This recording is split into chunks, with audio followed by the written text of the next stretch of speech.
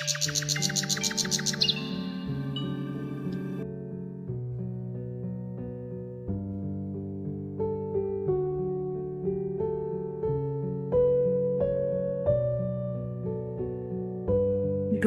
এক গ্রামে থাকতো টুকটুকি নামের ছোট্ট একটি মেয়ে।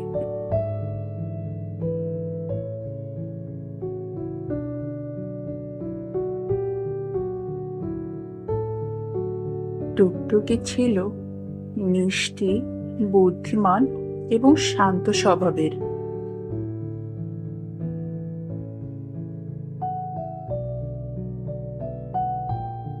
একদিন টুকটুকি জঙ্গলে ঘুরতে বের হয়।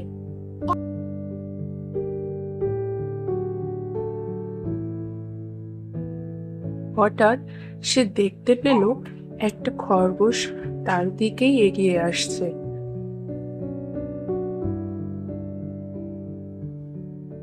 বাহ, এটা তো খুব সুন্দর একটা খরগোশ। হ্যাঁ, আমি এই জঙ্গলের সব থেকে সুন্দর এবং বুদ্ধিমান প্রাণী। তুমি যদি বুদ্ধিমান হও তাহলে একটা ধাঁধা বলো তো দেখি। আচ্ছা, এই ব্যাপার। শোনো শোনো, দিনে ঘুমাই, রাতে জাগি, চোখ দুটো জল জল করে, বলো তো আমি কে?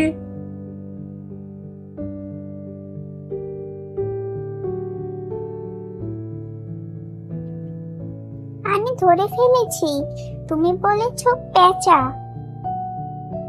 হ্যাঁ, তুমি একদমই ঠিক বলেছ। তুমি তো অনেক বুদ্ধিমান। চলো, তোমাকে একটা গোপন জায়গায় নিয়ে যাই।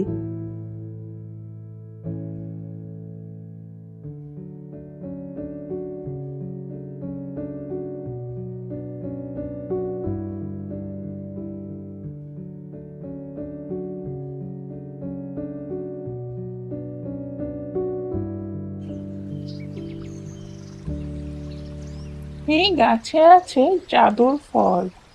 যে এগুলা খাবে তার মন ভালো থাকবে, সে কখনো মিথ্যা বলবে না। সত্যি? তাহলে আমি মাকে না বলে একটুও খেয়ে ফেলতে পারবো না? না, তা পারো না, কারণ সত্যি বলার মন্ত্র তো এই ফলেই আছে।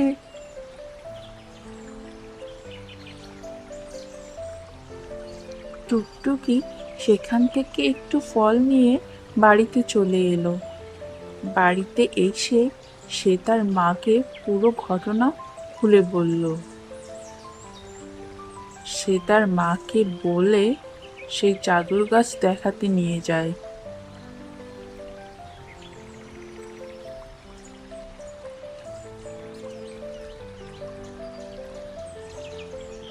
ওরে বাবা, এ তো আসলেই অনেক সুন্দর গাছ। কিন্তু টুকটুকি, তুমি কি খরগোশটিকে ধন্যবাদ জানিয়েছো? না মা, আমি একদমই ভুলে গেছিলাম। আমি এখনই যাচ্ছি ওকে ধন্যবাদ জানাতে।